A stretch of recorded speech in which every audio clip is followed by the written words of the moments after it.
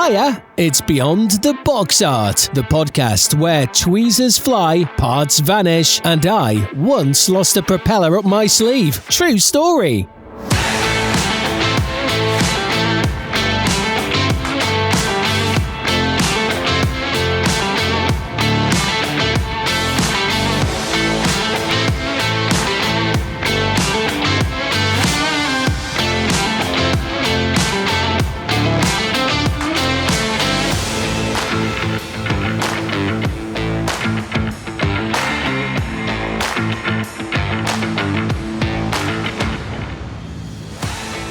Benchmates, please welcome your hosts Paul Pendleton-Brown, Mike Baldwin, Tim Mulvihill, James Nevitt, and Paul Wong. And we are joined in this episode by Luke Slaney-Hewitt, Manager for Aircraft, Helicopters and Real Space at Revell.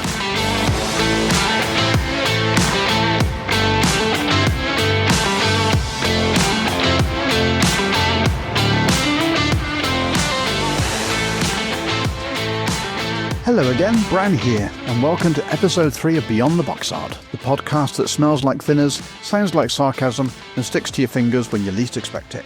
I'm joined today by Tim. Hello everyone. Mike. Hello everybody. Nevs. Hi everyone. And Wongy. Hello. Mark is off sunning himself in the USA on holiday, but before we get into the wonderful madness we've got lined up for you in this time round, can we just say, wow, we were blown away by the response to episode 1 and 2. Genuinely. The number of downloads worldwide has been absolutely staggering. It's humbling, thrilling, and frankly, a bit terrifying, but in the best way possible. So from all of us, thank you. An especially sincere thank you to everyone who reached out via our email, info@beyondtheboxart.com, or slid into our DMs on social media to point out that our audio balance on episode 1 may have been slightly enthusiastic, as in not quite set phasers to stun, but either lost a filling or we woke the dog with our musical stabs. Sorry. We heard you. Very loud and clear. And episode 2 hopefully was a vast improvement. Hopefully your speakers, hearing and dental work have now all fully recovered. Anywho, onwards and upwards.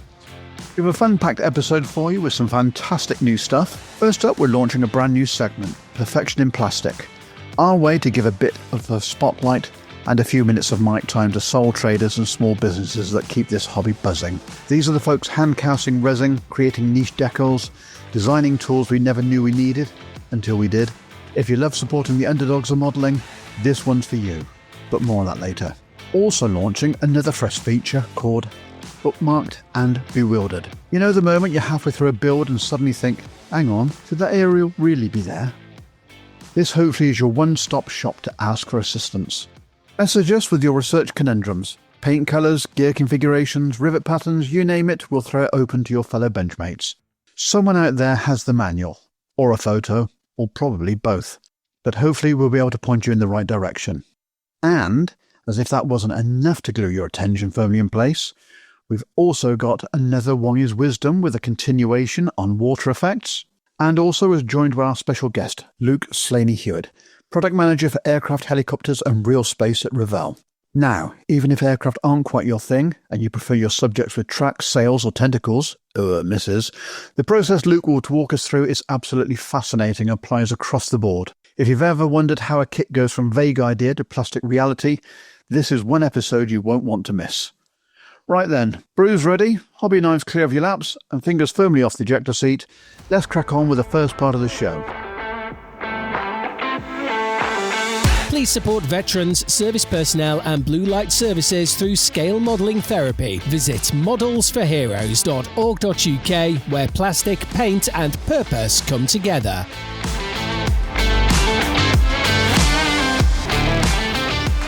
Okay, Stash Inflation Report, what's new since we last talked to you on episode 2? Clearprop are back with the gem from the golden age. A brand new 148th Boeing F4B-4, that's the classic pre-World War II US Navy and Marine Corps biplane fighter. You'll have a choice of boxings, one in US Marine Corps markings, the other in US Navy livery. Expect superb detailing, as we've come to expect from Clearprop, plus rigging diagrams and period-correct schemes. Dogfighter models have thrown their leather flying clap into the ring with a new tool 1/72nd Messerschmitt Bf109 V1. That's the very first prototype of what would become the most produced fighter aircraft in history. A sharp choice for early Luftwaffe fans and those who like rare birds on the shelf. Edouard are keeping busy. First, they're back on the Mustang with the limited edition 172nd P-51D, Tales of Iwo Jima, dual combo kit. New decals, new parts, and all the Edouard finesse you expect. You get 2 kits in the box, showcasing different aircraft from the brutal Iwo Jima campaign. Also new from Edouard, the 148th Mitsubishi A6M2K0 Profi Pack, the 2-seat trainer version of Japan's iconic World War II fighter. Sprues include pre-painted photo etch, canopy masks, and multi-marking options. And if that's not enough, Edouard are bringing us a 148th BF110D, this time with fresh decals. The D version has a long tail for extended range operations, perfect for those Atlantic patrol dioramas. Hobby 2000 are offering us a fresh take on the 135th Academy AH-1Z Viper, this time in Czech Air Force markings, because nothing says Cobra with attitude like NATO rotorcraft in Euro camouflage. Italia are back with a reboxing of their 172nd Sukhoi Su-33 Flanker D, the Russian Navy carrier fighter. This time you'll have updated decals, including markings during operations aboard the Admiral Kuznetsov. Jetmads, those masters of large-scale boutique resin, are announcing 2 132nd scale Saab AJ37D and D1 Viggens. New parts, improved accuracy, and yes, those particular Swedish Sprinter camouflage decals are likely inbound. Magic Factory are dipping their toes into the Fleet Air Arm, with their first subject being a 148th Corsair Mark II. This is a repop which includes new parts specific to the Fleet Air Arm version, including bridge modifications and decals. Revell are keeping modern with a re-release of their 172nd F-35A Lightning II, now with markings for Switzerland, Norway and Australia. If you like 5th Gen stealth with global reach, this one's for you.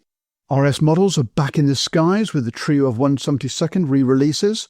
A Zlin Z-12, a lovely pre-war sport and training aircraft now with new detail parts. A Zlin Z-212, a post-war Czech light aircraft, also updated. And the Avia BA-122 Berlin, a vintage aerobatic biplane now with refined components. Sword are rearming their 172nd Grumman TF-9J Cougar. Originally released in 2015, the updated version includes Blue Angels and H&MS-13 US Marine Corps decal options. Verifier, more often seen in the ship world, have announced a bold move, a 135th Curtiss SB-2C Helldiver. And this is one to watch, as no other 135th Helldiver exists in plastic. Nor does much else in 135th, but that's the argument that goes on every episode. Over to Nevs with the nautical stuff. Thanks, Brownie. So, Pit Road, the Japanese manufacturer, also known as Skywave, they are making a splash with 2 fine re-releases. First up, they've got the 1/700 scale Admiral Graf Spee, the 1937 variant. This is the infamous German pocket battleship. This will include photo-etched flags and a nameplate, plus any detailed updates. Also from Pit Road, the mighty 1/700th Ricolò. This is the pride of the Free French Navy, again with PE and display upgrades. Both kits will be packed with sharp detail for shipwrights working in the small scale. Academy had taken the spotlight with a brand new tool, 1/35th K21 IFV. This is Korean's Army's frontline infantry fighting vehicle designed by Hanwha.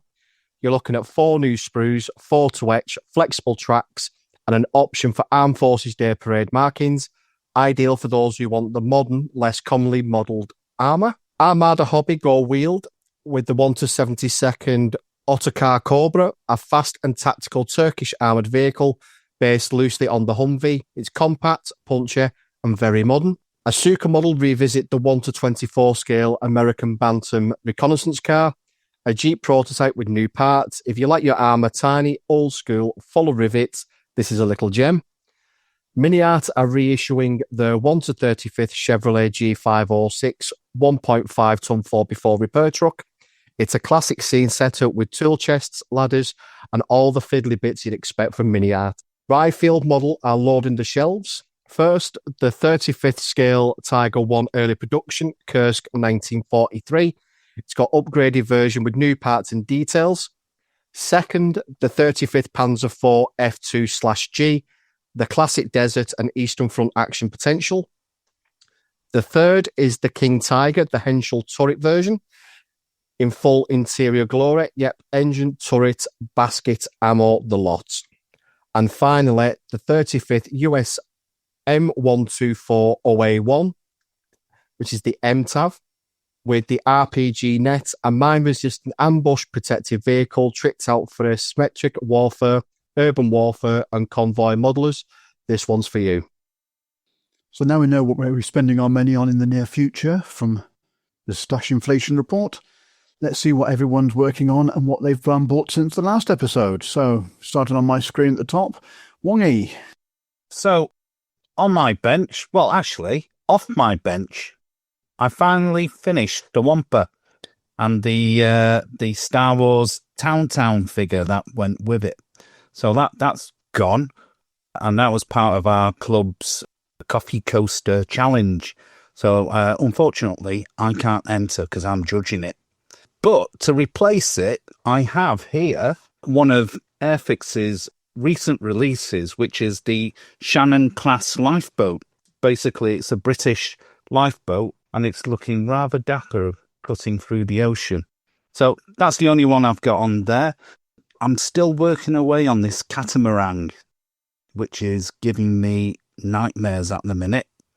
But I'll push through, and we'll see if I get that finished for our maritime theme later on at Telford. If you want to make it an accurate diorama, you could always actually listen to your own advice from the last episode of how to do a waterscape. Oh, I never listened to myself. Yeah, I should actually. Yes.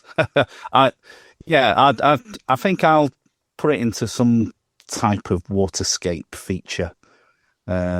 More news to come on that one, and no doubt I'll post it up on the Facebook page later on. And what have you spent your hard-earned pennies on since the last episode? Just the El Cheapo Shannon-class lifeboat. And there are a couple of things which I can't name just yet because I've not actually told the wife. And she does listen to this show as well. Busted. Okay, Tim. Okay, well, I'm in a position where I've actually finished something. It's the 1907 Rolls-Royce from Airfix, which was a 1975 release. That's looking very good, and I'll have that ready when we six meet again. So I'm very happy. There's always something pleasurable about actually saying, yeah, that is done. The 148 Jaguar, the old version, I think it's late 80s, early 90s, all cammed up, beautifully done. I'm very pleased with it. And a new one for me, put all the dark grey on, and then decided to do the green freehand. No masking, just very, very careful with the light modulation, the fading. And yeah, it was one of those where you think, yeah, I'm very, very happy with that. As regards spending money, I have invested in a figure. So I never fall into a category with models. And it is one of the Airfix 1954. They're 54 millimeters, which I'm going to have a go at. Nevs. Yeah, thanks. So obviously I'm away from the workbench at the moment since I'm recording in Brussels, but Tim's to blame for all of that because obviously we've posting the 1815 Coldstream Guard. It made me expedite my need to come over to Belgium. But anyway, so on the workbench, it's still the Hasegawa 700th Kinugasa, the heavy cruiser. So the 3D printed full lower hull, that's all complete. It's been varnished and sanded down. It's had the primer. It's had the first coats. I've been using the live colour paints, which they were an absolute nightmare for me doing the Musashi, but for some reason they've worked absolutely beautifully with the Kinugasa. The linoleum brown is just coming out wonderfully. So that's going to take a long time because it's individual panels with the cruisers and the destroyers, as they had like the metal bar strip in between. So I'll be doing that. And in terms of what I've been spending my pocket money on, again, Tim's to blame. So I've been at Waterloo today. So I've been around Hougoumont, the farm where the Coldstream Guards fended off the French.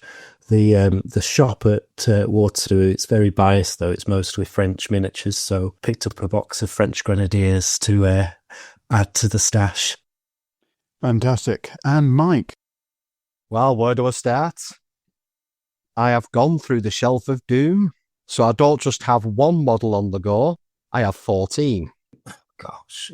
So I've decided to go through them. There's 4 armoured vehicles, so one's a Panther A, that's a TACOM full interior. I've got an Academy Panzer 4H, that's going to be done as the Normandy scheme. I've got an M88 German recovery vehicle from AFV. And I have got quite a few aircraft on the go. So, I've also got a 1/72 scale German E-boat with the 38 flak on it, which is quite impressive because it's about 14 inches long. What else have I got on? I have also got a Hong Kong Models B-25 Mitchell, which has had a few coats of paint on. And I've also started a ship, which is the 4-art 1/350th scale HMS Sheffield. Sublime kit. Is fiddly, but the way they've designed it modular, it's absolutely superb. And it's the first ship I know in 350th scale that actually has a bridge moulded into it. So there's little tiny glass windows that you can see into the bridge. So I'm possibly going to have to put figures in it. That sounds like fun. It does indeed, Brownie.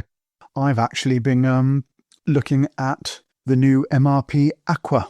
Are they any good, Brownie? They are absolutely fantastic.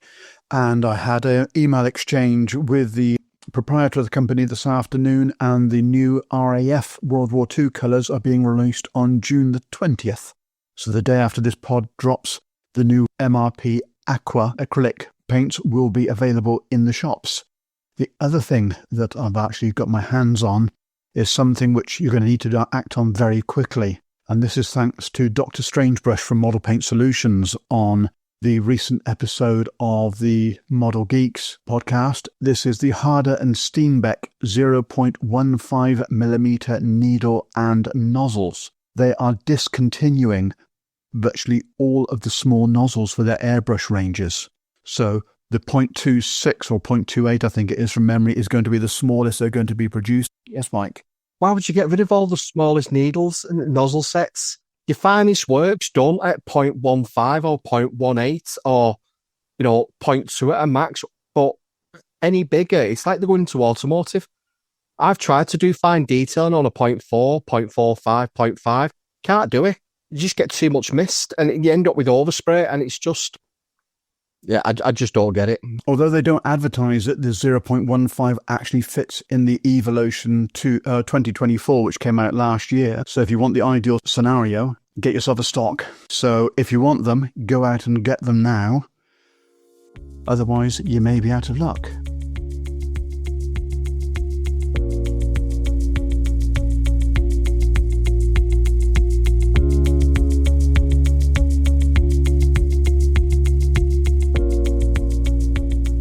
Models Without Borders is proud to announce the launch of its first ever global online event, Virtual Model Exhibition 2025, or the shorthand version, VMX 25.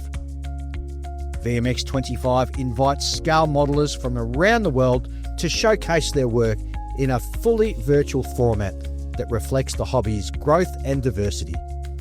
Entrants may enter models in any of the exhibition's 11 classes. Registration, which will cost $10, will be open from the 1st of August until the 15th, and each participant can enter up to 5 models. Builders can choose whether each model is evaluated, display only, or both. Evaluations will use MWB's skill-based system, which considers the modeler's goals, experience and craftsmanship. The system is designed to support growth, celebrate creativity, and recognise achievement across all skill levels, without comparison or competition. VMX25 winners will receive a unique gold, silver or bronze awards or a certificate of merit. VMX25 will take place after registrations are complete, and for updates please visit www.modelers, that's with 2 L's, modelers.org, and subscribe or follow Modelers Without Borders on social media.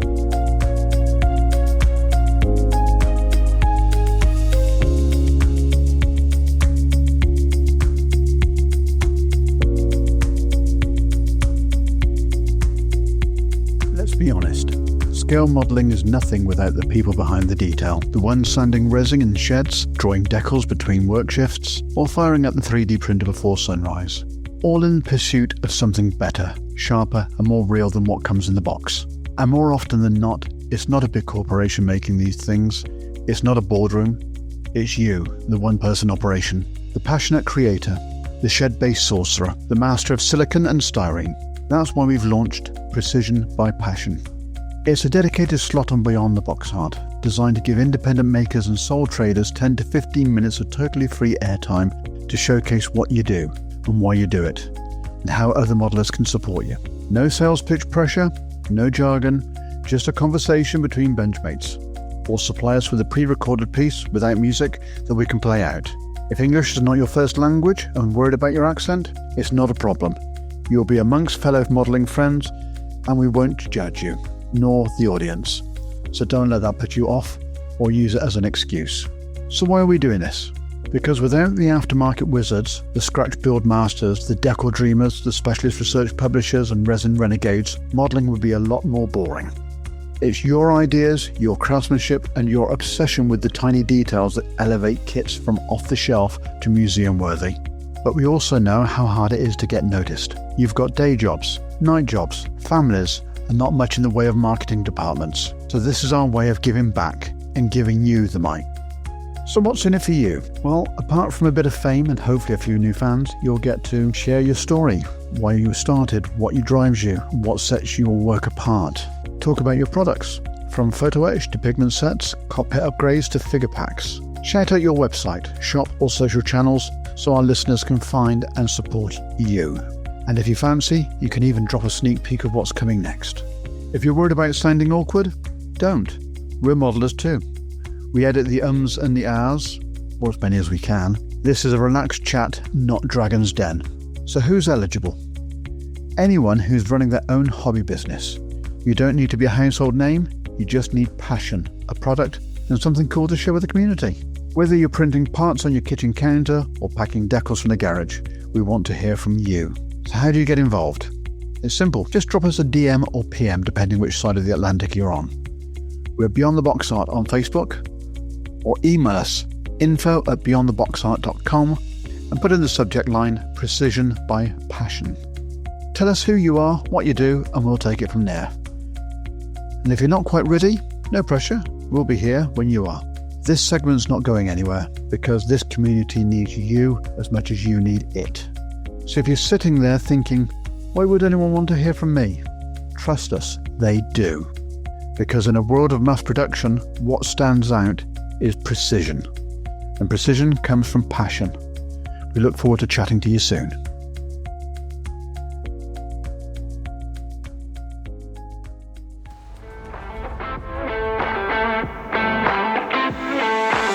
Please visit modelpodcast.com because finding great modelling shows shouldn't be harder than masking a canopy. One website with all the best pods.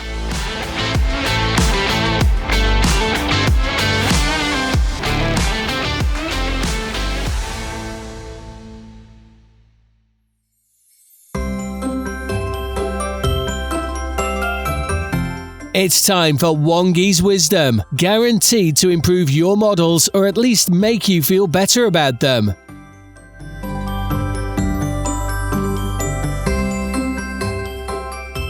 Hello, it's me again with some more Wongy's Wisdom.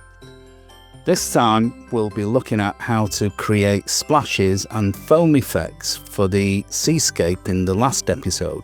So first you'll need to get some supplies, which I'll now list. Get yourself some Mod Podge matte glue, PVA glue, some cheap washing up detergent, Woodland Scenic Soft Snowflake, the code is SN140, a flexible scraper, the lid of a plastic box with a bit of flexibility in it. I use one from a really useful box. An old plastic mixing container. I use an old gravy cup from a chicken fast food place with 3 letters, K, F and C. A couple of small plastic bottles with screw tops and 2 plastic pipettes, or even better, 2 small plastic bottles with misting tops.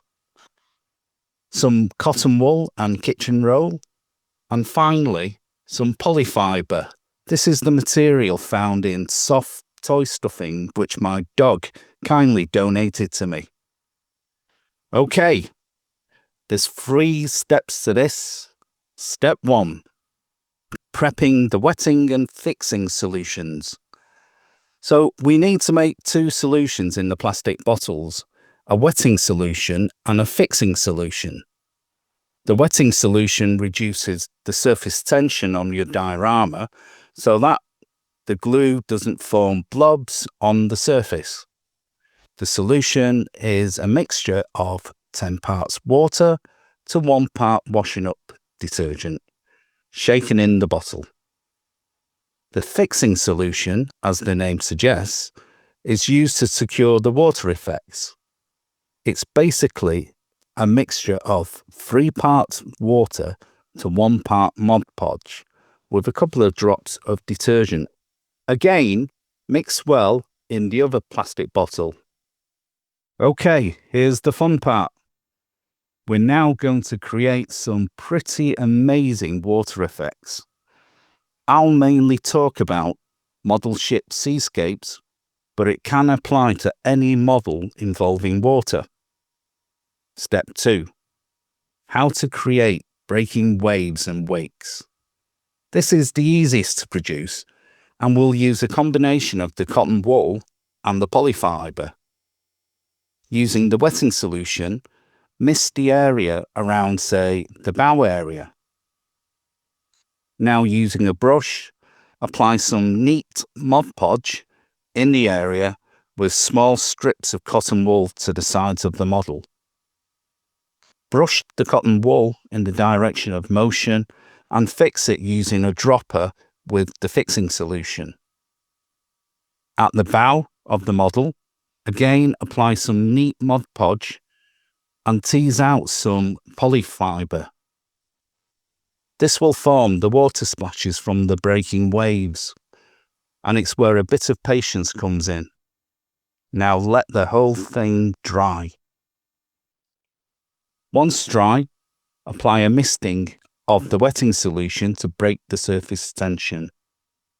Then a mist of the fixing solution, soaking up any residue from the areas you don't want the effect using the kitchen roll. Take some of the snowflake material in your fingers and randomly sprinkle onto the damp fixing solution. Repeat this with a further application of fixing glue and snowflake. Now, set this aside and let it dry. When it's dry, just apply a mist of the fixing solution to secure everything in place. And that's it, done. This effect can also be used for the wake at the stern of the model. Depending on the scale of the kit, namely if it's larger than 1 in 700, you can try this next technique. Essentially, you want to create a foamy, frothy look. Here, using the same technique as before, we add a further stage. Using the mixing cup, put a small quantity of neat Mod Podge and slowly add the snowflake material. Use a coffee stirrer stick to blend it all together until you have clumps the size of breadcrumbs, around 2 or 3 millimeters. Apply the wetting solution and fixing solution and randomly sprinkle this mixture around the wake area, namely the sides and the locations where the props would be. Let it dry and repeat the final fixing task. It all sounds complicated, but it's not. If you repeat the mantra, wet fix, apply fibre, final fix, dry. Wet fix, snow material, dry, final fix, dry. That's it. Not complex at all. Step 3. How to replicate splashing waves or runoff from the decks. So we need to prepare some water splashes using PVA petals. To do this, get the flexible plastic lid and using PVA and a sizable brush, about 1 inch wide, apply a blob of glue to the lid and slightly brush it out and lift off. We're aiming for a PVA petal about 2 inches long that thins out towards the lift-off point. You may need to practice this a bit. Make a number of these PVA petals, then get some teased cotton wool and lay it into the PVA and let it soak in. Now, put the whole lid onto a sunny windowsill and let it dry out. You don't get many of these days in Manchester, let me tell you. Okay, when everything is dry, take the scraper and gently remove the petals. Do this from the thick end of the PVA by lifting the edge up and gently sliding the scraper through. Well done, that's the hard bit. Now, you can take these PVA petals, trim them and shape them to suit your model and glue them in place with a bit of Mod Podge. It's up to you where you apply it, but it will certainly look great on your seascapes. Also, be it in a car splashing through a puddle, the runoff from a ship's deck, or the splashing of a bomb from the Dam Busters raid, it's really down to your imagination. So, there you go. There's my tips on water effects. I'll upload the usual details and some pictures onto our socials and website. Go and give it a try. Have some fun, and I'll see you on the next Wongy's Wisdom. Ta-ra!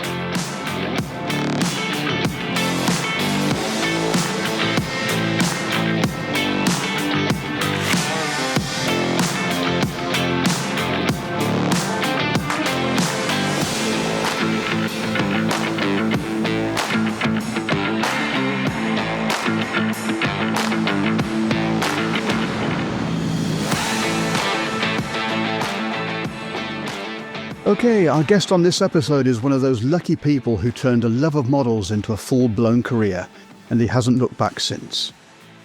He kicked things off at Airfix, diving into research for some seriously iconic kits like the recent 124 Spitfire and 148 Sea King, Jaguar and Gannet. If you've built one, you've probably marvelled at a piece of Luke's work in your hands. These days, he's the brains behind the aircraft, helicopters and real space releases at Revell, where he juggles everything from dreaming up new kit ideas to wrangling suppliers, fine-tuning decals, box art and making sure the CAD looks spot on. He doesn't get to do as much research as he used to, but don't worry, he still loves getting stuck into the detail where he can. Armed with a product design degree from Bournemouth University and a background in construction design, Luke brings both clear creativity and structure to the bench. Basically, if it's in the air or came from space, Luke's probably had a hand in it landing on your sprue. Please put your hands together to welcome from Revell, Luke Slaney-Hewitt. Welcome. Hello there. Okay then, so how do you decide which aircraft, helicopters or space subjects make it into Revell's development roadmap? Yes, so it can be quite varied. Obviously, we'll deal mainly with aircraft with this one, but obviously we look for gaps in the market. That's the first place. So you see what competitors are doing and you try and identify those gaps. It can be easier said than done. There are gaps for a reason in some cases. There's a Lincoln that's missing from most ranges, and that's because sales might not be as good as some people would lead you to believe. But it's sort of younger sibling, the Lancaster, obviously there's loads of those. So a gap in the market, but it doesn't always have to be a gap, which I'm contradicting myself on the first answer. But, so there are subjects that you can do time and time again. Not another Spitfire comes to mind, but everyone has Spitfires in their stable for a reason. They make money. There are products that can overlap, and, you're never going to get away with doing something unique every time. You can put your spin on it. You can obviously look for, yes, a Spitfire might have been done, but has this certain mark been done? In the case of a Spitfire, almost certainly yes, but other aircraft, not so much. So once you've sort of found the gap, you obviously have to look at your company and what are we known for? So at Revell, we have a very varied approach. We're not going to do 1/24th aircraft, for example. When we're thinking scales, we mainly operate in 32nd and 72nd. 48th is a rarity for us, which is something that might surprise people. But if you look back at our development history in the last sort of 20 years, there's not been a whole lot coming through unless it's a bigger aircraft. So 32nd and 72nd is where we primarily operate, and obviously 144. So you essentially filter down these gaps. But also, how do we decide on what subject we're going to do? Quite often it would just be something we come across. We're all really involved in the modelling world, obviously. I'm going to shows and things like that. I get suggestions sent to me on a daily basis. And so you soon pick up where there are any gaps in the market. I think at Bolton, I was told we should bring back our 32nd F-14. We get suggested new tools all the time. I'm getting thumbs up from the audience. Through feedback, we get a lot of ideas. There are times where we want to break the mold entirely. So what can we do that's different to what most people will be expecting us to do? Generally, you can't break the mold all the time. You're looking for something that's not been done, or if it has been done, how long ago, and are there any obvious problems with it? So, for example, Meteor, I know, Paul, we've been speaking about that throughout the research process, but, there's obviously a 32nd Meteor out there, and that's the Hong Kong models one, but we're looking at a different beast altogether, obviously a different mark, as I was sort of saying, the Hong Kong being an F4 and ours being an F8, FR9, but also in terms of detail, we've sort of stepped it up massively, and that's, not because the Hong Kong models is inferior in any way. It's designed with a certain sort of part count in mind, whereas we've gone somewhere else. We've gone sort of ultra detailed with 400 plus parts rather than 100 in the HK models. So, as I say, you can overlap. You do have to look, how big is that market? So a 32nd Meteor, not everyone's going to be able to do one. So we might do an F8. Someone can't then bring out a T7. Someone do a night fighter. There's just not enough room in the market. Unlike Spitfires, Lancasters, your bread and butter subjects. So really, that's all it is, gaps in the market and sometimes just a bit of gut feeling. But obviously, the gut feeling then has to be backed up with lots of market research and numbers that are presented to the team. And we sort of decide, not just myself, but all the other product managers, so people responsible for the tanks, the cars, all the other stuff we do. We have a set budget within the team. And so we sort of have to identify which of these products we're suggesting have the most sales opportunities. I hate talking the money, it's grubby, but ultimately we're a business. So if there's a subject that, yes, it complements our range, that's great. But if there's a subject out there that's going to make us more money, we'll do that one, which sounds very obvious. But, if you had the choice between doing the Supermarine Walrus or the new F-35, you're going to do the F-35, despite it not being as unique, which I know people will be saying, oh, why not? Why don't you do the subject that I've always wanted? me and my two mates would buy it. Well, that's the problem. We might get free sales out of it rather than the 10,000 we get elsewhere. So those are the sort of decisions we're making when it comes to picking stuff. And we're trying to work sort of 2 to 3 years ahead. Any more than that, and you are in the wind is what I want to say. But I was looking for something a bit politer, because the market changes so much over those years. So if I make a decision now, because of the timelines involved with bringing a new product to market, I'm going to have to reevaluate in 2-3 years' time. I can't be picking stuff 5 years ahead because it's such a competitive marketplace nowadays. Edward, Airfix, Academy, any of our competitors could bring out something that scuppers a plan. So you don't want to put your eggs in your basket that far ahead of time. So 2 to 3 years is about where we're working. And that's sort of how we're picking the ideas. You've raised on a few points which we'll be covering further down the interview, but what are the key differences in approach when developing kits for historic aircraft versus modern jets or spacecraft?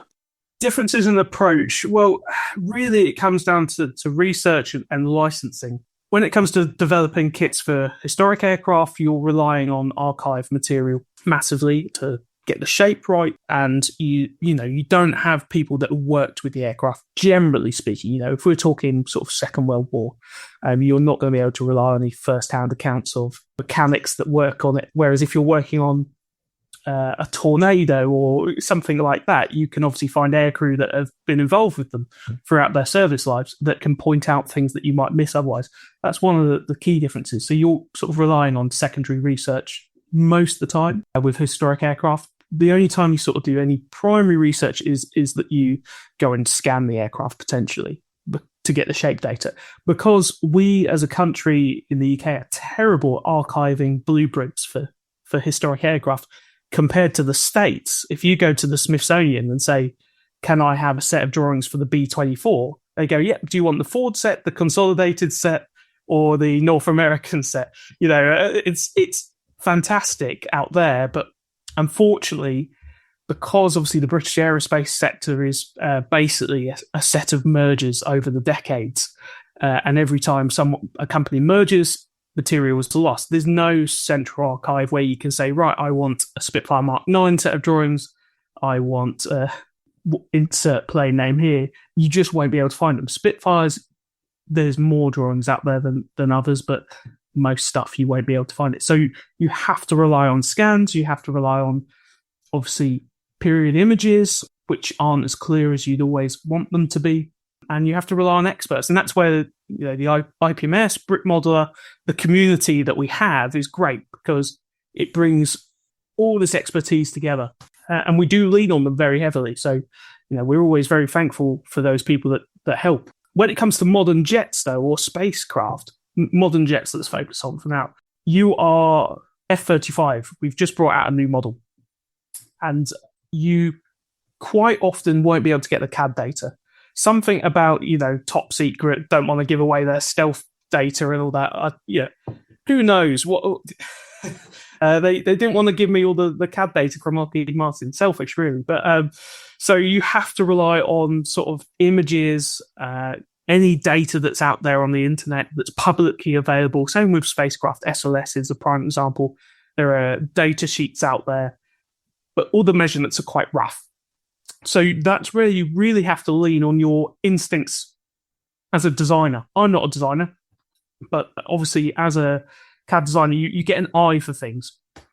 And it seems weird to be saying, but in this modern era, we're more reliant on the designer's eye because so much is secret, so much is not given out. If you compare modern jets to supercars, if you approach Lamborghini, say, we will do a new version of your Urus or your Huracan, whatever it may be, they'll give you CAD quite often that has every nut, bolt and rivet. And you quite often have to say, no, that's too much. Our machines aren't capable of opening them. But it's not the same for an aircraft because of the sensitivity of that data, especially with warfighting jets, fighters, etc. It's strange to say, but actually for historic aircraft, although you don't have that primary source being able to talk to people that worked on them, you do have the ability to go and touch them, measure them, scan them, and there's so much material out there, it's sometimes easier to do one of those than it is to do a modern jet, which seems strange to be saying, but yeah, that seems to be how it is. I take it that's why the original 132nd Gripen, which was based on a prototype, was, I'll say, a little lacking in some of the dimensional quantities for the aircraft. Now the aircraft obviously were long established into service and a lot more potential sales on the horizon. Is that one of the subjects that you would think about giving it a bit of a repop? Yeah, I'm a big fan of the Gripen. 32nd is always a challenge just because of the amount of investment needed. So, for every 32nd Gripen we're not doing a 32nd Spitfire. I come back to that. We've obviously done 32nd Spitfires, but you always have to value, weigh up what's going to make the company more money. Yep. Which sometimes, put my enthusiast hat on, doesn't mean it's the most interesting model for me or for those that are really into model building, because Revell is sort of positioned in the middle of the market, or we're targeted at the enthusiast, but we're also targeted at younger kids. We're more diversified as a brand with sort of more toy interests as well, so we always have to balance our subject choices accordingly. So obviously 32nd is generally more of an enthusiast level product, and with Gripen specifically, you'd be able to get more access now than we would have back when the 32nd was originally designed. That being said, would we get access to the E and F marks that are now coming onto the market? I'm not sure, because again, they'll be sort of cloaked in secrecy, maybe not as much as an F-35, but it's about getting the right people to say yes, which can be harder or easier said than done, I should say. If you get the licensing team from Saab on side, then you might be able to, but you need the right people. Would we do a Gripen? I love the Gripen. It's fantastic, but I'm not sure that it's popular enough, because if you think about our markets, our biggest ones are UK, Germany, the US. Gripen doesn't operate in any of those countries. Obviously, there's an awareness of the type in those countries, but generally, for good sales, you want the Air Force of that country to be operating it, or at least it to be more popular, if that makes more sense. That makes perfect sense, but as the fact you've already toured the 132nd Gripen previously, it would hopefully be an easy upgrade rather than actually having to start from scratch. So in the same way that you've actually brought the Hunter up to date with a new release coming out, which obviously you're going to talk about later, it'll be a mold tweak rather than a new investment from scratch. But yeah, I take your point on board perfectly. Okay, how does modelling real space relate to what you're actually doing with modelling aircraft? Because obviously you're not going to get much access to the clean rooms that you go and measure a satellite or a part of a spacecraft. No, exactly. And so the SLS that we're doing is a good example of how we approach these. If you go on the NASA website, you'll find fact sheets so there's an overview guide of the SLS, and then there are individual sections that are detailed. So your SRBs, your engine sections, your core stage, etc. And they'll give you measurements. And through a bit of detective work, you can start to basically build out a picture of the dimensions. But obviously, there's not a whole load of NASA SLS rockets sitting around that you can go and take photos of. They sit on the launch pad for a while and then they're gone. Sort of a single-use thing. So, and unfortunately, I've not been able to get over. I've not convinced them to send me to Cape Kennedy or wherever it launches from. Apparently, something about expenses being too much. But I don't believe that for a second. Yeah. Well, I'll keep trying. But you do have to rely on this sort of marketing data that NASA put out, full well knowing that it's not going to be the most accurate. That being said, you are working within the scale. A rocket is 1/44th scale. So if NASA say the the diameter of the sort of main core stage is 8.4 meters, if it's actually 8.42, the difference is, it doesn't matter so much. And that's coming from someone who works with 0.01 of a mil most of the time. It's fine. That being said, the guides do seem to contradict each other. So this is where you really have to do your research and start looking at multiple sources. And then you soon find out things like the SRBs, the dimensions given in the reference guide, are wrong, because you can go and measure these SRBs because they're reused from the space shuttle. And there's plenty of those that you can measure or get dimensions for. So it's not ideal with the SLS. And this applies to all of real space, that you can't run your tape up it because, my tapes are 5 meter and 10 meter. And unfortunately, the SLS is 100 odd meters tall. So, you're not going to get anywhere near to them. And that's where I say, the designer's eye comes in really useful. I'm forever on Flickr because there's really high quality images of the rockets on there. And, you are comparing CAD to imagery, which is a difficult thing to do because, parallax error and things like that, you can't rely on them. But you can get an idea of where proportions might be needed to be altered, etc. When it comes to things like SpaceX, obviously it's something we've sort of got on our mind. They are a commercial company, so a bit like I was saying with supercars, they may very well provide you the CAD if you ask very nicely, if you can get a license with them. NASA, because they're in the public domain, they're a government agency essentially,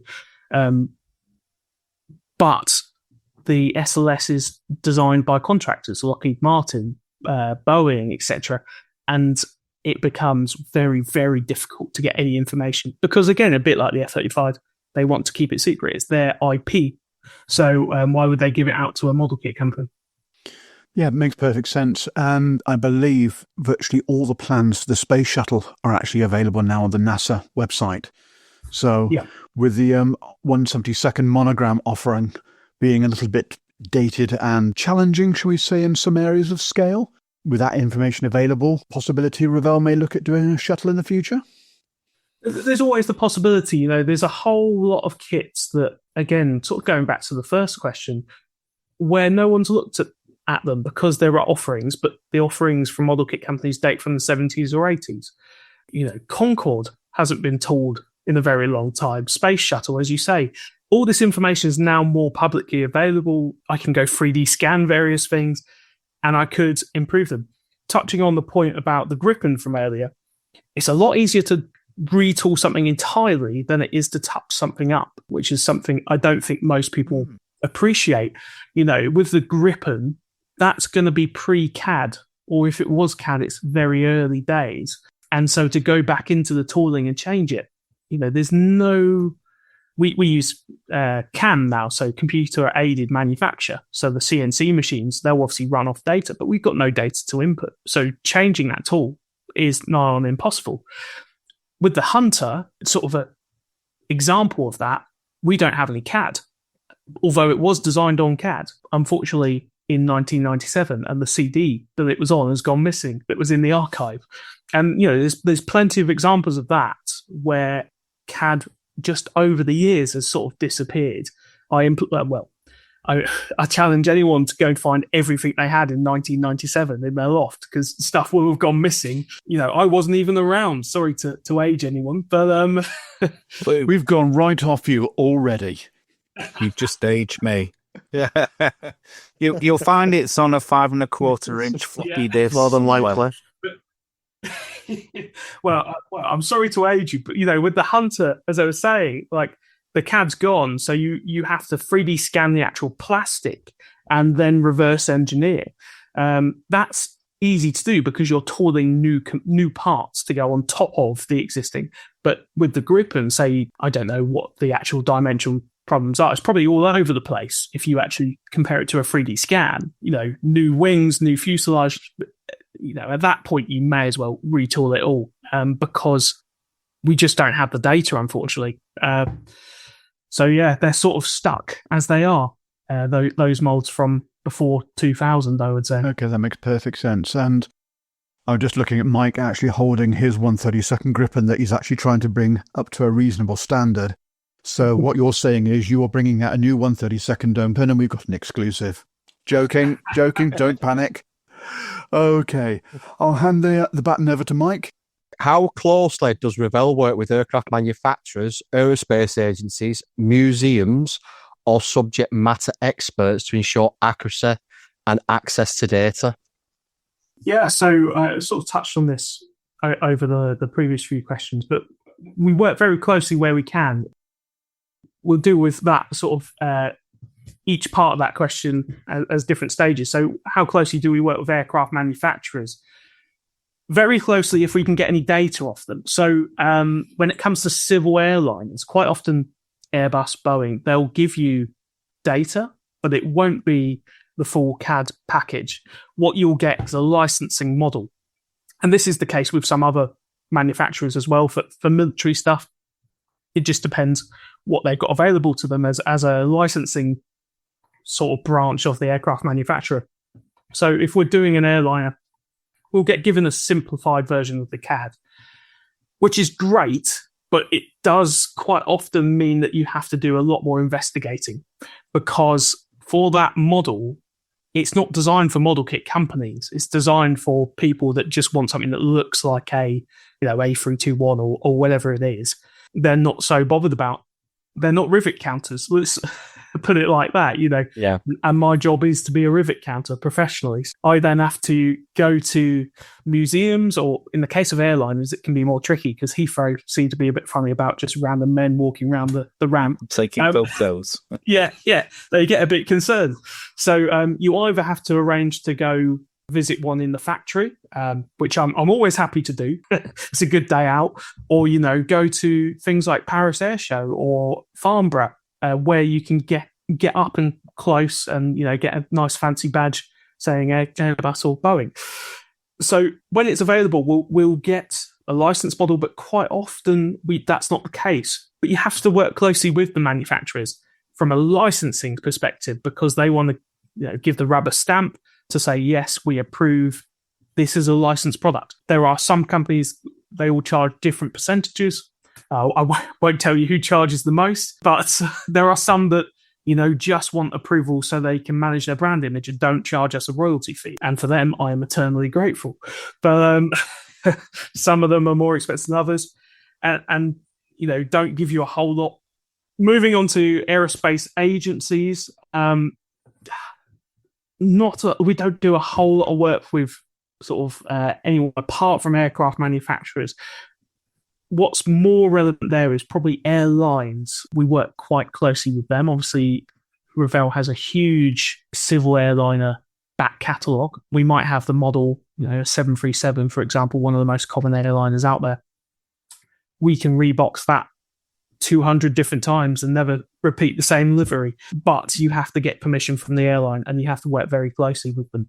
Again, they'll charge a licensing fee. Some will want more input than others. Some are just very happy to see a model of their livery on there. One of the most recent liveries we've done was Condor, which is a German airline. And if you've seen the recent repaint on their A321s, they are sort of candy striped with yellow, green, or all sorts of colours, red as well, I think, striped all the way down the aircraft. And you notice them at the airport. So we work very closely with airlines and aircraft manufacturers, aerospace agencies, not so much. Museums, so this sort of, again, links back to our first question. And this is when we're dealing with historic aircraft, generally. Museums we work very closely with, and through my work with Revell and previously at Airfix, have a very big contact list of different people at museums that can get me in for a fee most of the time to go look at their very nice aircraft. We can obviously, the RAF Museum and IWM are the sort of two biggest in the country, and we can get in there pretty easily to scan, to photograph, measure, whatever it may be. And they're really crucial in delivering a quality product. I think for Meteor, we visited Jet Age Museum as our main one, and the guys over at Elvington, particularly Graham, has been very, very helpful. And this goes back to having, generally with historic aircraft, you won't have a crew member that's worked on it, but you might have someone that's restoring one at a museum, and that can be worth its weight in gold. So Graham at Elvington, is able to open the canopy, take off cowling, panels, everything, all for the good of the model to make it as accurate as possible. And we really rely on people like that are passionate about the subject matter. So that sort of ties into the subject matter question as well. Generally, you go to the museums not just for the aircraft, but also to find the people that have the knowledge, because they're not just going to come and find you. Sometimes they do, which is great. So at the end of all our blogs, we quite often put a contact email address to say, if you've got any input, send it this way, which is good. I think, Paul, you might have written into that one before, and I had a few other people as well. So you can find people, but quite often the best place to do that is a museum. And as I say, they really bring the project to life. So we're always grateful for those people that help, because otherwise it would just be me walking around museums for life, not knowing about certain panels. Okay, so does that mean you've actually scanned the same Meteor twice for two different manufacturers? In two different scales, and maybe a certain WH364, which I used to own. Yes, yeah, I couldn't believe that when you told me. I didn't scan the one for Airfix. That actually predates my time at the company. But yes, Airfix did scan that aircraft, and then Revell also scanned that aircraft. So it's a very, very famous one within the model industry now. I'm trying to think where else we went for F8s. FR9, we went to Newark as well. That's another one I should mention. Obviously, it's within the same sort of boxing, but the FR9 at Newark is obviously a trials aircraft before anyone comments to say watch out for that. For how long did you own the aircraft, Paul? It was probably the best part of 6 or 7 years when it was still on the main gate at RAF Kemble. My late father and I actually bought it from the MOD. And we stored it on the airfield for a number of years before it was acquired by the Jet Age Museum. The original plan was it was going to be part of Meteor Flight. We looked at swapping out the centre section for the T7 for a while, which became the Flyer WA591, which is still flying in the States. So it was a possibility, but it made more sense to go with the T-Bird than it was with the F8 to get it flying, because obviously only one person could fly the F8. And Winston at that time was operational in the UK, so that's why we didn't actually continue down that line. But we at Meteor Flight, we believe in the end, the world's largest spares hoarding for Meteors, including a brand new rear fuselage, outer wings, you name it, all still boxed, brand new, unused, as well as all the internal components. Hence why I have all the manuals, and why you and I have been messaging, looking at the drawings for the 8. As I say, it's people like yourself and museum volunteers that you really just wouldn't imagine that information was out there, or people coming out the woodwork with that sort of information that can really change a project. It quite often, sod's law, people will come out the woodwork after the project's finalised, and they'll point out something you've got wrong as well. But it's a two-way. At least I was ahead of the queue on that one. At least before it's being released. Yeah, as I say, I'm very grateful for that. I didn't want you pointing out anything afterwards. Yes. Speaking of which, just watch out for the antennas on top of the wings of the F8. You'll see what I mean when you actually see the mouldings. Anyway, moving on swiftly. Next question, Mike. What's the typical timeline from concept to release for a new aircraft or helicopter kit? And what's the most time-consuming part? I'll deal with the latter part first. It's tooling. Tooling is the bit that consumes all the time. It can move quickly, but the quicker you move the tool shop in China, the more likely there are to be mistakes. And then the more time you spend doing test shots to correct those mistakes. So it's striking a balance of, yes, keeping pressure on the tool shop, but also making sure they're aware, don't send us anything if it's not ready. Because they will. If you say, I need it by the 1st of June, then they'll send it.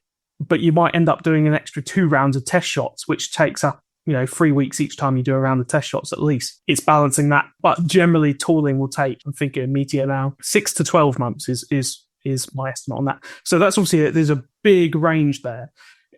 It depends on the project, obviously. The bigger the project, the longer it should take, because the more tools there are. So the more parts, the more things that can go wrong. A small project, 7-second Spitfires, 109s, they should be quicker.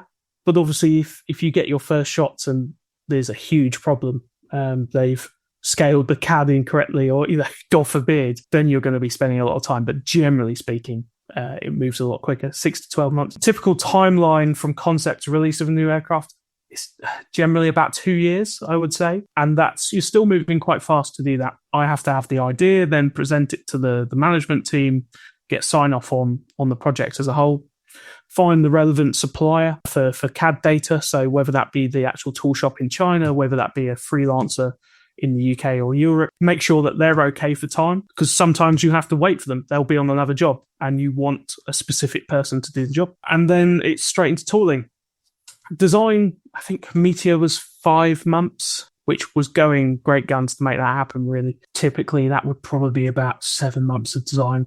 Is that with just one designer, Luke, or do you have a team? Just one designer. I think trying to coordinate that project amongst multiple people would just be too complex, really. Speak to any designer if they've ever had to take over someone's job halfway through, and they'd say they'd rather just start again, generally, because it's so individual, the style in which people design. Obviously, if we had a whole internal team, we'd have a set of design guidelines, and it should make it easier to people to sort of chop and change. But we work generally with freelancers. It's then my job to sort of try and level out the quality and also just try and bring some consistency, because you've got 5 different people working slightly differently. It's just bound to happen. Generally, just one person on the kit. Just as a follow-up on that one, do you tend to have your designer working on just one product per year, or do they work on, say, 2 or 3 projects? They'll probably just one project at a single time. Though they might do multiple in the year, just depending on the size of the projects. Obviously, if they're a freelancer, they might have another job for a different company, and then you'll try and basically book in their time for after that. But yeah, if say the designer was just working for us, then they work on multiple projects, but I'd only ever do it in sort of a linear style, because it just becomes too complicated to be, I'm designing the wings of a Meteor one day, the rotors of a Lynx the next. You get very muddled. You'd end up with a hybrid of multiple different types. I think you'd have a Gloster Meteor Lynx or something like that in the end tooling. Something like a Revell today. Yeah, that'd be good. Just because of the size and the complexities of these projects, you try and keep it very linear for them, for their sake, and also for mine. Trying to manage multiple projects at one time, it can be a bit complicated. So going back to the timeline, yeah, I think generally 4 to 6, 7 months is a design for a new aircraft kit, depending on scale, size, etc. Tooling, as I say, 6 to 12 months. It can take quite a bit of time to get the concept approved sometimes.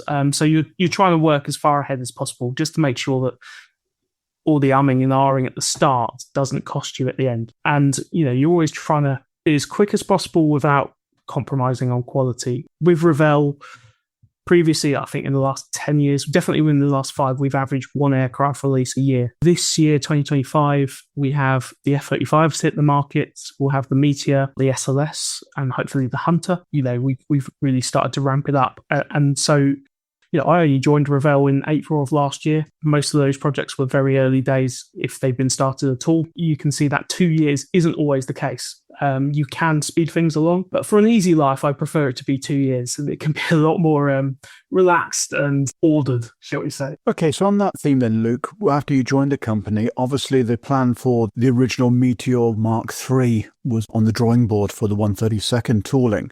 How come it changed to the Mark 8?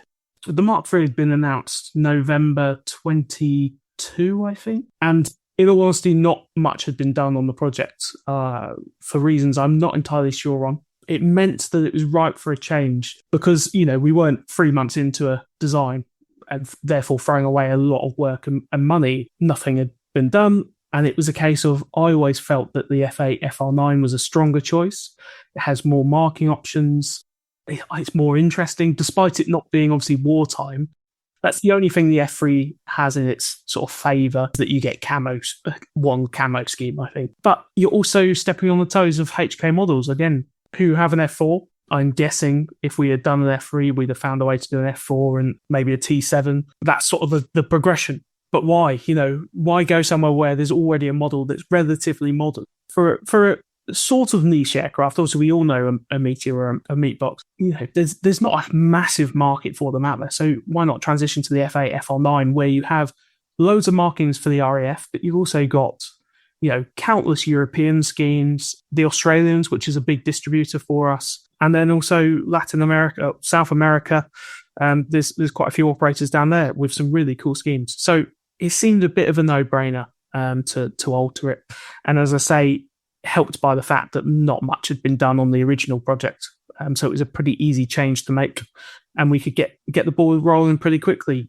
Again, one of the things that helps us was that there's a lot of airframes within the UK that we can visit and measure. You know, historic aircraft like that, I wouldn't be as confident to change the version if there wasn't the research material around, but luckily there was. A good few days of meteor hunting was to be had, and then find a designer who could do it as quickly as possible.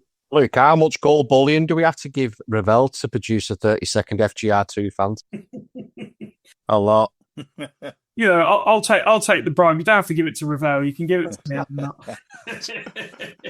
Considering we was on about it previously regarding the new F4B Phantom in 30-second scale, that is an eye-watering €340 for an F4B, the 30-second FGR1 and FGR2 have never been done, and it's a shame, really. And it's a good British aircraft. I did an interview at Telford with Gary of Gary's Stuff, and he said, what's your dream kit?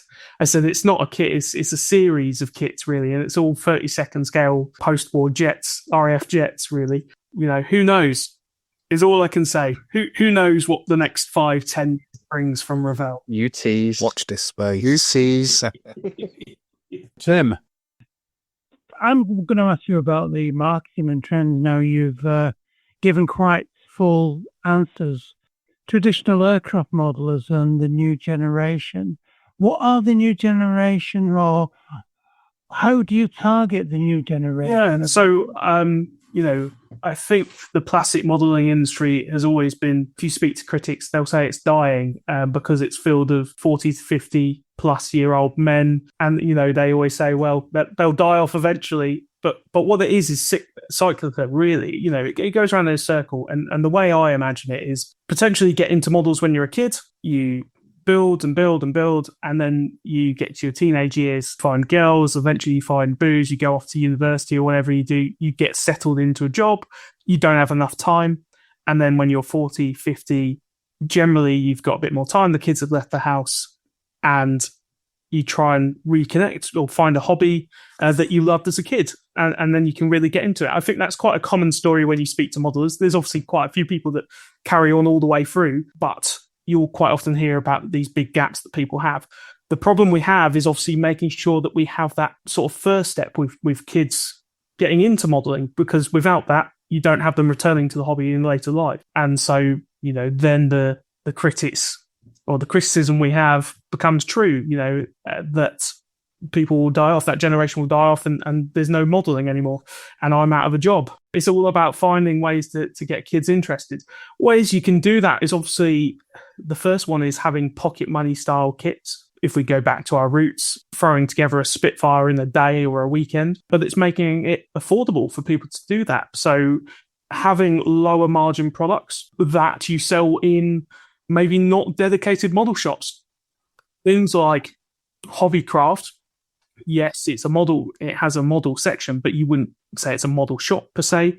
But also places like Tesco, chains that you put it in front of a new audience that way. You obviously want to satisfy the model shops as well and keep them going where we can. But it's about finding as many ways to distribute the product as possible and having the right price point. One thing we've also tried to do is encourage people in where glue might be a bit scary, a traditional model kit. We have click system. So the idea being that you can have a model that, you can build up, clicks together, put the stickers or the decals on, and, it looks great. And then that might encourage you to then make that step into traditional glue model kits, as we know. We sort of invest in that alongside, engagement is another side of it as well, trying to get kids in, doing model shows, but really, we know the general demographic of shows, doing things like giving model kits out to groups where kids are going to be involved is a key thing, because a lot of people don't even know what a model kit is these days, below 18. Luke, we can testify because between myself in my past and Boulders his present, both have been with the training corps. Trying to introduce the cadets there to what is a model kit, and then working through it and going through instructions. You can clearly see that they've not grown up with the 1970s mindset that me and Tim used to have in building these things. And you have to actually walk them down the path of how to actually use a hairy stick to paint it, and it's one of those, and I'm going to congratulate you now here, Luke, right? I'm going to say to you that at my time in the Air Cadets, you brought out this easy kit tooling for the F4 Phantom, and I think it was a Mitchell bomber, which took it from being your bog standard starter kit to something which was a little bit more intermediate and a bit more tricky, and it really did help the kids progress their skills. So well done on that one. Thank you. I can't claim the credit, but I'll take it anyway. Claim it anyway. Claim it anyway. Yeah, as I was sort of saying, it's that intermediary step that you just mentioned before you then move on to more traditional model kits that are very scary to people, as you sort of just explained there. I think we get a bit blinkered as enthusiasts and think, well, you must know what's in the box, because we do, but a lot of them don't. So, we're trying to also change the packaging in a way that shows more what's inside the box, doing more sort of unboxing videos as well that's linked to from a QR code on the new packaging. Again, as part of this sort of attempt to really explain what the product is to people, which, as I say, a lot of us will be going, well, you don't need to, because we all know what's in it, but it's that audience we're trying to attract. The other way we try and get kids or younger people into the hobby really is by moving to where they are in terms of licensing. So, Revell's always been known for Star Wars, for example. We have Naruto coming out, which is a sort of anime. So it's not just about doing your bog standard Spitfires and your Challenger tanks. It's also trying different things, entertainment licenses specifically, that most of us probably don't often look at as sort of die-hard modelers. Yeah. While you mentioned that, Luke, it's something I was thinking about is certain trends. Now, you mentioned Star Wars, and you got a big thumbs up from Wongy there. I love Star Wars. He's obsessed. He's not seeing Phantom Menace. He's not that obsessed. If you look at a new trend, say a new franchise comes out in a film, do your team look at it and think, yes, we can do something with that? Or do you ever look at it and think, no, there's no way we can make models? Yeah, so we generally have sort of an R&D meeting once a month, and that will involve me, the other product managers, and obviously our boss and the big boss as well, the CEO, quite often will come down to that meeting, and we'll discuss any of these big topics. If there's a new Star Wars film coming out, if there's any big franchise, will get discussed in some way. Quite often it will be quite a quick discussion. Is there any vehicle in there that we have in the range that we can obviously rebox with this license? No. Okay, right. It's not worth a new tooling, but quite often you'll find stuff that you can reuse products and put them in, this special license. So Stranger Things is a good example. We were lucky enough to have a lot of stuff in the back catalogue that's used in the film. There are obviously some new toolings to go alongside that as well, but let's say new film, the series. And also things like the flying balls, the Red Bull sort of Air Force, let's say. We have a lot of the aircraft that they operate, and we had kits of that. So you can rebox and put new decals and sort of make use of the license that way. I was going to ask you something about trends as well. I used to work in ladies' fashion many, many years ago.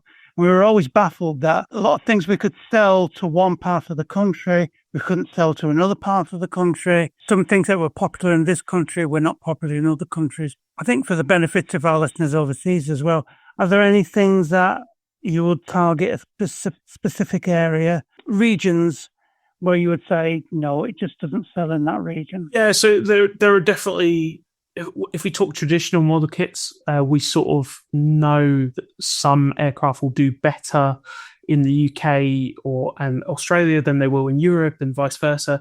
But when it comes to trends like we were just talking about with Stranger Things, Star Wars, quite often you'll get the license to distribute in Europe but you won't get it for Asia, So I think going back to Wongy's big thumbs up for the Star Wars stuff, Bandai have the model kit license for Star Wars in Asia, or at least in Japan, I believe. But we have it for Europe. So hence why we rebox the Bandai kits for some of the Star Wars things, because we have the license for model kit manufacture of Star Wars items. So quite often you're limited to certain areas, especially when it's an entertainment license. They won't just do worldwide rights generally. You might be lucky and get them, but quite often it's sort of split into different regions. But when it comes to traditional kits, certain subjects will do better elsewhere. We try and encourage sales where we think they might be a bit weaker. For example, Gannet just brought out the 7-second fairy Gannet, and there were 4 operators of that. There was the Indonesians, the British, obviously, the Australians, and the Germans. Well, the British and the Germans, there are 2 main markets, so they're going in. The Australians, or Australia, is a growing market for us. So, yeah, why don't we put that in? Indonesia, are we going to break the Indonesian market with our 7-second fairy Gannet? No, probably not. So we left that one out. But if we felt there was an opportunity to encourage sales by including a different marking option, or a different thing we could do with the kit or the packaging, then we would look to do that, as long as it obviously didn't sacrifice the other sales. Another option that comes to mind is the F-35 we've just done. We obviously had the standard release. The sales team were knocking on my door saying, well, the Norwegians have them, the Australians have them. For the F-35 specifically, we did a country-specific version for certain distributors in other countries, because they might have sold 10 of the original kit, but they'll sell 500 of the one with their country's markings, because it's easier for them to sell. So, we do talk to the sales teams. We do talk as a company to try and make the most of any sales opportunities we have. Marking options are a good way to do that, but also obviously promotions and marketing. But that's not my bag, so we won't talk about that. Okay, a question I've got on reference your different markets. Obviously, with the issue these days of paints and transporting of chemicals, etc., have you thought about updating your instruction sheets to actually not just include Revell paints available in the individual marketplace? So for Australia, SMS paint and the likes of other manufacturers with options for acrylic and lacquers compared to enamel. I'll let you try and convince my bosses to recommend other companies' paints. But we'll write in, Luke. We'll write in. Well, when you look at what Qatar is actually offering there, I think there's about 5 or 6 different paint manufacturers, paint reference numbers, reference against the colours they actually needed or call out for the actual kit. Yeah, so I'd say one of the key differences there is that obviously Qatar don't manufacture their own paints. It's slightly different, obviously, because we do, but to mitigate that, because I'm not a big fan of flicking back and forth trying to work out what paint colour code letter it is. What we're starting to do, especially with sort of RAF aircraft or modern jets, is putting the equivalent colour. So what I mean by that is not the Tamiya reference, not the SMS, is if there's an FS code, if there's an RAF colour, so RAF sky, dark green, giving the actual reference used on the real aircraft. Because then you can, if you so wish, obviously go and find a different paint. But it also makes it easier when you look at the paint guides at the back of the instruction booklet. You're not having to flick back and forth to work out what letter A, B, C refers to. You've got the reference there, and it makes it a lot easier. So that's the middle ground that we've started to introduce. I think most people will appreciate we're not going to recommend other companies' paints, but by giving the actual reference, we found a happy medium. Fantastic. Okay, Nevs. It's obviously really good to have you on, Luke, bringing that youthful vanguard of the modelling generation. So the questions I've got for you, Luke, are very thematically based, thinking, obviously you'll have touched on a lot of this already, thinking about innovation and feedback from the modelling community. So how much influence does that feedback from the modellers, from our community, have on any future kit decisions made at Revell? So an example I'd use is, recently there was the Blue Diamonds versus Black Arrow scheme for the Hunter T-Bird. Do you think reaching out via mediums like podcasts such as ours, interacting with the customer base, is that going to help with any future product decisions that you make? Yeah, massively so. I think we have to rely on the community, especially for things like the Hunter that are really enthusiast products. It can't hurt to engage people. And, at the end of the day, we're more likely to sell them if people feel invested in the product and we've been transparent as a company and they can see where we're going with it and sort of the ambitions of the brand. Engaging with podcasts such as this one and other YouTube channels, all good publicity. Any publicity is good publicity, but, it's good to get the Revell name out there and show more of what we're doing, because I think most people would agree that Revell within the enthusiast market had sort of fallen back a bit, and people maybe weren't so aware of releases that were coming out. So to make it more of an event when we announce a new product.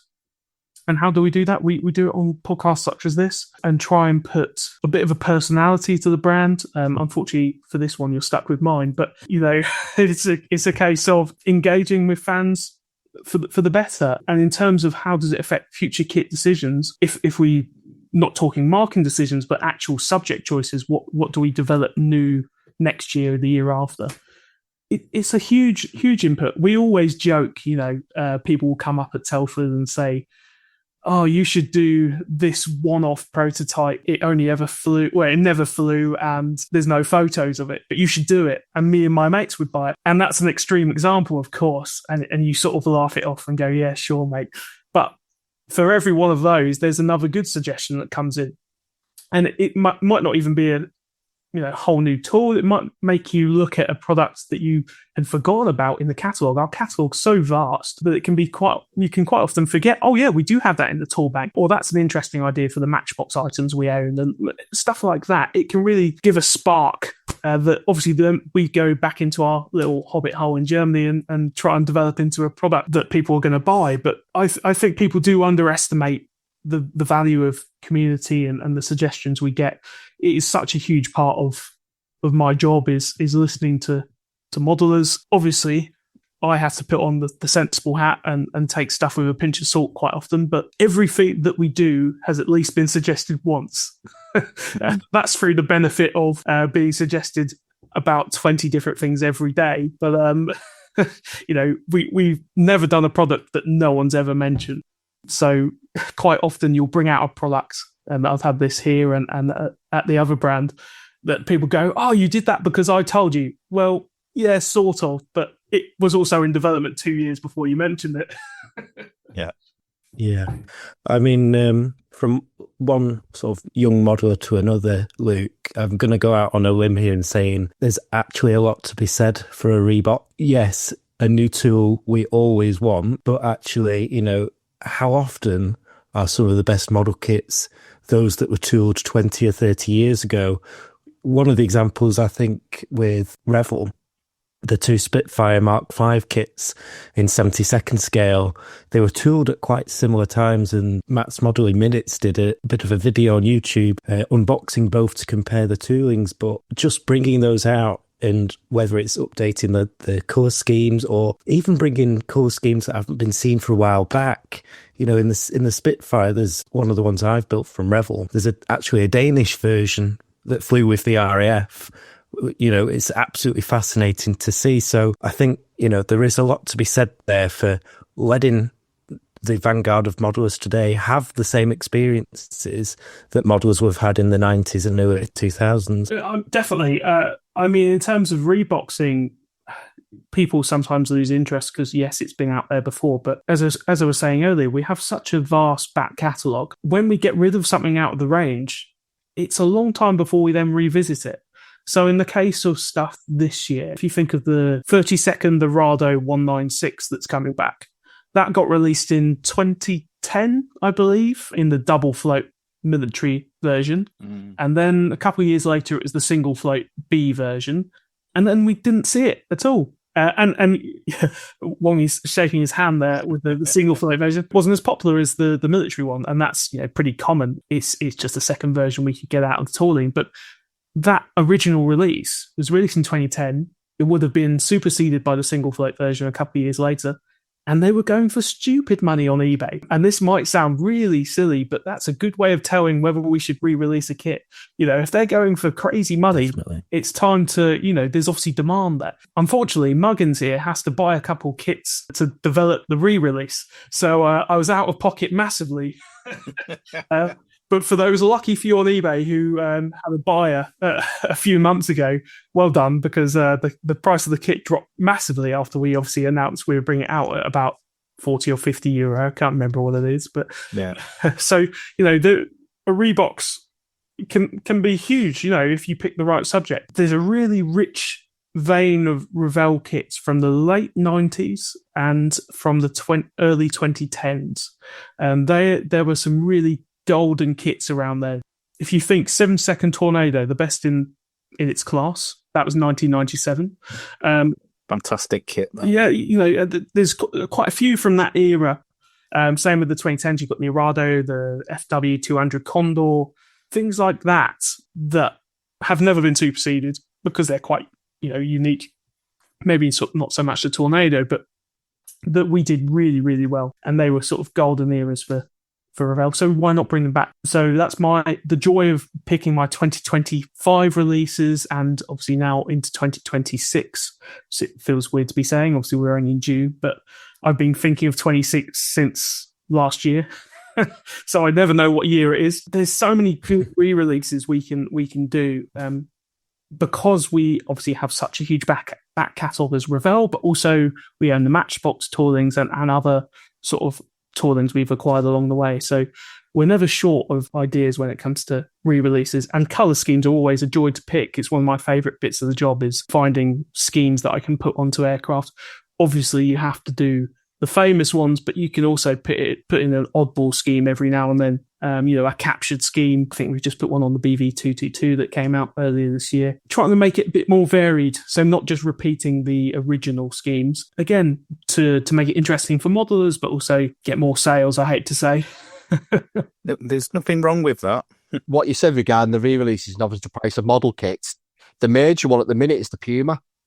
The old Matchbox 30-second Puma. Because the Puma retired this year, everybody wants to build it in the last scheme. Well, all I can say is I am aware of it, Mike. You're such a tease, Luke. You are really such a tease. And speaking of Matchbox, the 132nd Lysander, which seems to be very a hot topic at the moment, nice target tug stripy scheme would go down rather well. Very much so. Well, considering they've got all the 30-second Matchbox toolings, they've got the Dauntless, because I've got the Dauntless. I've got the Lysander. You've got the Venom, hasn't you? I've got about 20 Venoms.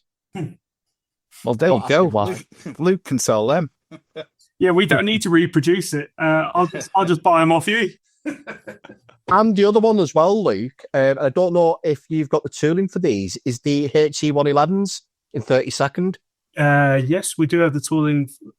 Are you saying Matchbox, or we have the Revell ones that were done? No, I'm on about the Revell ones, because I've got two P1s. There's one just behind me here, and there's one in the loft. And the amount of money they are going for on eBay is pushing over the £200 mark. I know, yeah. I was bidding on one because I want to build one, although I don't know where I'm going to build it because my desk isn't that big. And I think it was a Veteranus on Facebook where I was bidding, and I put £110, and I missed a trick because the next person bid 111, and I thought, fair enough, Heinkel 111. They've bid 111. Yeah, I'm not going to outbid you. I think they won in the end. But yeah, they are going for stupid prices. There's so many of those kits that just go for silly prices. And it's not the only reason we'll re-release something, but it's a good indicator. It's one of those that you sort of look at and it does make you think. So you go and look at the tooling, see what you think. The H6 is the rarer one out of the two. You can seem to pick the P1s up, but the H6, which I think has got the torpedoes underneath, they're like, you've got more chance of finding Lord Lucan. Yeah. What's a goal at the end of the rainbow? Yeah. Absolutely. To that rare. Another thing is, with those kits that are going for silly money, big 30-second things, you can't bring them all out next year because obviously modelers only have so much in the budget. So You have to plan this. That's what they tell their other halves, Luke. That's what they tell their other halves. Raffle win. It was a raffle win. Yeah. I'm waiting for a tenner. Well, when we do range planning, I mean, it's a bit boring, but you obviously have to spread those sort of price point items out a bit, because if you bring them all out, if you bring, say, 6 30-second scale aircraft that are all £60 plus out in the same year, or very close together, you're not going to sell as many as if you spread them out, because people only have finite money, unfortunately, but so you do have to be a bit sensible when it comes to product releases. Yes, there might be a huge demand now. That demand's not going to go away, because it's not like someone's going to bring one out to undercut you because we're the only ones with the tooling. We'll treat them like diamonds and restrict the supply. Absolutely, like I said, because you've done some pearlers, like the Unified Typhoon's another one that goes for ridiculous money, especially on eBay, especially the single-seater, because that's the one everybody wants. But it's not the best one out the two, because the twin-seater is the one to have, because it comes with all the weapons that you don't get in the single-seater. Okay. Like the Storm Shadows and the extra Meteors and the AMRAAMs, they're all on the twin-seater, not the single-seater. So what I was saying earlier about if we bring back a kit, someone will say, I suggested that. It must have been me that... is the reason you've brought it back. You'll be saying that in a few years when it appears. You'll go, yeah, that was me. Yeah, but at least it's recorded. So I did have a second one. Obviously, my fault for throwing a curveball in there. Here are episode 2 of the podcast, and I talk quite a lot about the advent of 3D printing. So I've been using it and defending my position against Chairman Wong when it comes to full hull ship kits. Over the last couple of years, 3D printing and digital tooling, it's really evolving, and you're seeing a lot of manufacturers now incorporating, whether it's 3D components, masks, photo etch, even 3D appropriate decals, particularly for in the cockpits. Is Revell going to be incorporating any of this sort of technology into its production processes and designs in the future? It's definitely something we've got our eye on. So, as you say, there's so many different facets that can take. When it comes to 3D printing, we've been using that for a very long time for development of designs. Our CAD designers will quite often print off a sub-assembly partway through the design just to check whether it works. Are they going mad? Will that actually assemble? Sanity checks, they call them, just to make sure the thing they're designing works in real life. Because what can be quite difficult when you're a CAD designer is you can zoom in infinitely. So you think this item is huge and is going to work perfectly. You print it off and you soon realize it's just not viable to put that onto a frame and expect people to assemble it at the end of the day. So, 3D printing in terms of prototype has been used for a very long time. It's only ever getting better for it. And some of the builds you'll see on boxes have started to use 3D printed parts. When I've lost a frame somewhere, I'll just send the 3D data to someone, print it out, and no one's the wiser. When it comes to involving 3D printing in kits, at the moment, we've not done anything. So people like Armour, obviously Edward, they do extras. I think Armour have released a kit that relies on some of these 3D printed conversion parts, essentially, for like a photo reconnaissance version. Can't remember of what kit. The problem is obviously scale. Injection molding is perfect for scale manufacturing. And, you can produce 10,000, 20,000, a million units. 3D printing is obviously a lot more expensive per part. When you're talking about those sorts of numbers, but it does allow you to sort of add to a mold. If we go back to the question about altering the grip and its dimensions, not quite as extreme, but for this Meteor, say I want to add another part, I'm not going to send the tooling all the way back to China. I could come up with some product where we put a small 3D printed part in the box to make a PR10 version, like a conversion parts. Paul's eyes just lit up there. I'm not saying it's happening, but small changes, things that we could to bring a new version to market. It's a possibility, but it's still, I hate to say, it's still in its infancy. It seems to have been in its infancy for a very long time. It is definitely maturing, and it is a lot further on than it was 10 years ago. But there are all sorts of problems, and it's as with any new technology, It's constantly changing and being refined. I think watch this space. I think in the next couple of years, you'll see 3D printed parts appear in some limited capacity, would be my sort of thought on it. At the moment, there's nothing solid in the works.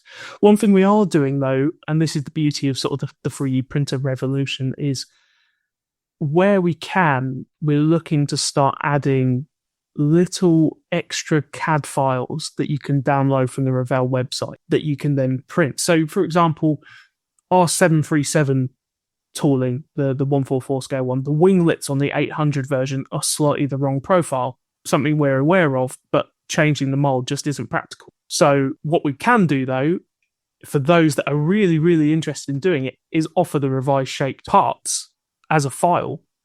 And if you're that way inclined, you can go and print it off. And what we're hoping to do is start offering stuff like that and giving a list of suppliers that we recommend. You know, there's plenty of people who will print it off for you at a cost, obviously. We don't want to get into the 3D part supplier game. We just want to give that option to people. And so, you know, things like the Meteor, I think the intakes, we've had to slightly compromise one of the small vents on one side just because of the draft. If we were able to then give you the files to print it off, if you really want to have a corrected set without having to go and buy, you know, an Edward version, then we can, because it's of no cost to us in terms of design time. It's something that's already been designed. So that's one thing we're starting to look to do. And that's really a community engagement thing. It's a case of what can we offer as little extras that make Revell better as a company, shows that we're sort of thinking of the enthusiast. I think that's a great idea, Luke. As a suggestion, if you put a QR code in the instructions where if you wanted to open up certain panels, etc., that you've got a printable detail that once you've chopped out the old plastic, you can print out a new 3D element to it and show off the detail of certain electronics, etc. Yeah, exactly.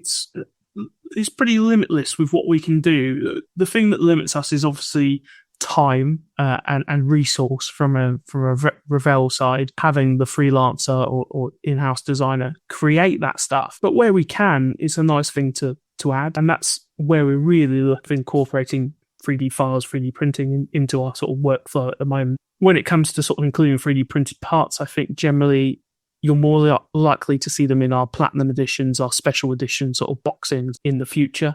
I think it's a while until 3D printed kits as a whole are fully mature. You know, the last 2 years, I think they've massively improved. I can't remember who's doing it. Is it Luke Graf that are doing a Grumman Duck at the moment as a whole kit? Yes. And then Airscale were doing the Defiant. Yep. What you'll see is obviously they're a lot more expensive generally, just because it's not designed for mass manufacture, unless you've got a 3D printing farm. But even then, it's difficult because of all the print failures you'll get. Injection molding is a proven technology. That being said, you know that you'll see more of these 3D printed kits coming onto the market, and that's a good thing. I mean, for cottage industry, you'll see a lot more of them as well, because the barrier to entry has always been the cost of tooling. If you think tool is likely to be $100,000 or thereabouts for something like a Meteor, $120,000 or around there, a print is, you know, the cost of the material and the printer.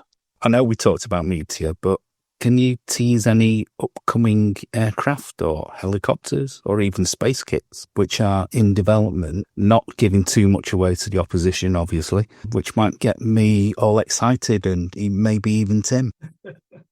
I've been dreading this question because there's not much I can give away, really, but I mean, what can I say? That's a good question. It's got 4 rotor blades, that'll do. Right, I'm going to have to remind myself we're recording quite late at night, so my brain has now officially returned to mush. What have I got coming out next year? Good thing I'm not sharing my screen because I'm just checking my schedule now. That would be quite funny. Yeah. So he's mentioned Lincoln. He's mentioned, Yeah. So there'll be a good few re-releases that will make people happy, I'm sure.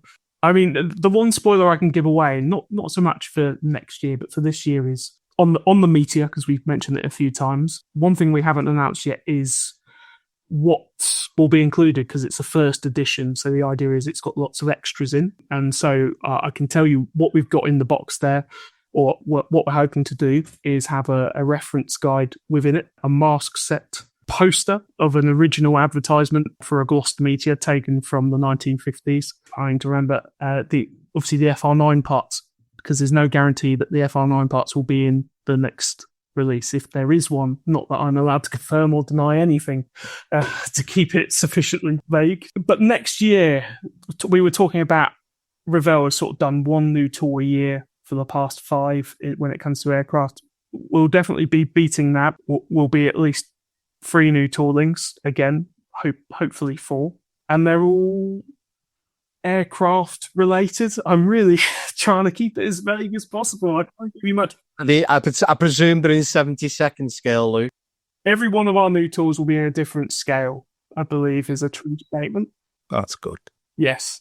There you go. To keep it sufficiently vague, but also give you something. Okay, Luke, for on the bench down in Australia, can you actually give us a quick summary of what the Australian options are in the box for the Meteor? Yep. So in terms of the scheme, we will do what I believe is sort of the most famous of the Korean War, Hailstorm, as the scheme item, which will obviously feature the ADF fairing that goes on the back of the spine for the Meteor, and obviously includes rockets to make it sufficiently Korean War enough to carry those markings. And that's it in terms of Australia. What we've tried to do with the markings, I think by the time this is released, the markings will have all been announced, is have a varied set. So the idea being, as we were sort of discussing earlier, that we maximise sales in places like Australia by including schemes.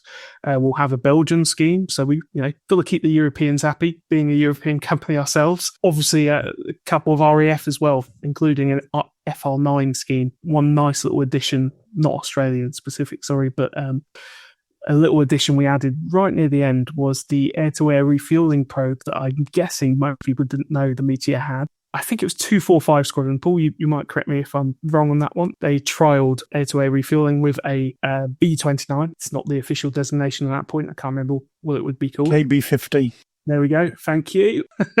So, we've included that and the relevant scheme to go with. But yeah, in terms of Australian scheme, we've only included one at this time, but it's obviously worth saying it comes with the relevant parts to make Hailstorm, which I believe is the early canopy.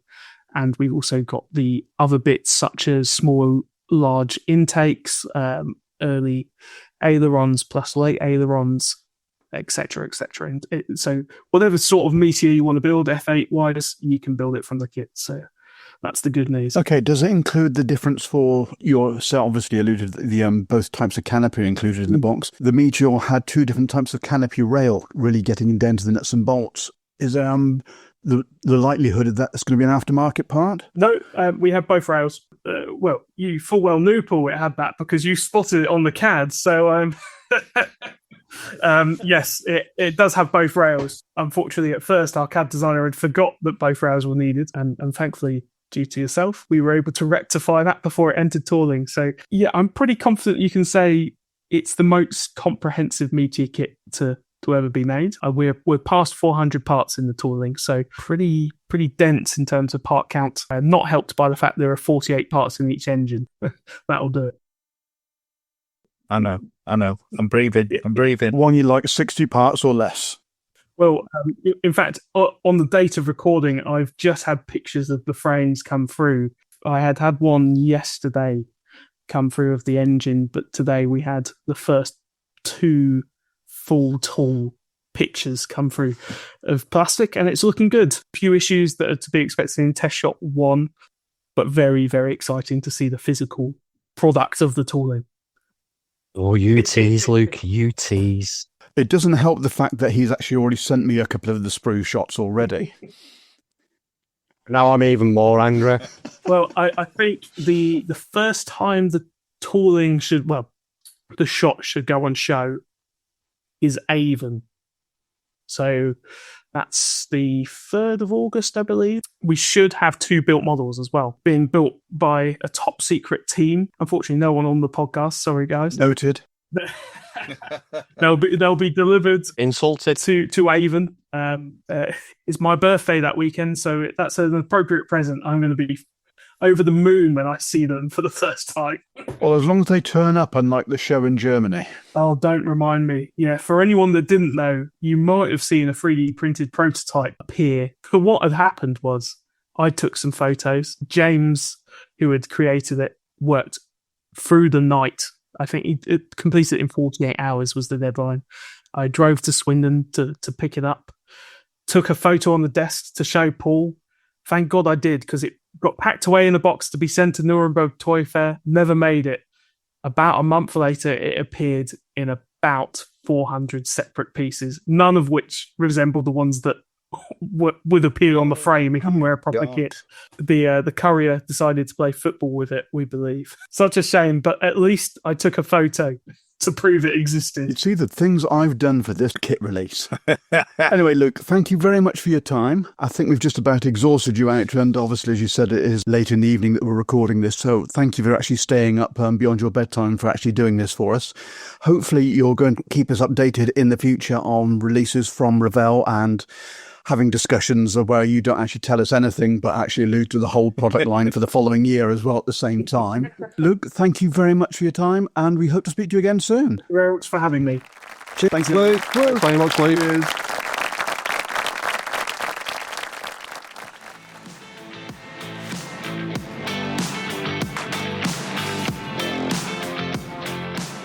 If you fancy joining the madness, we're just a click away.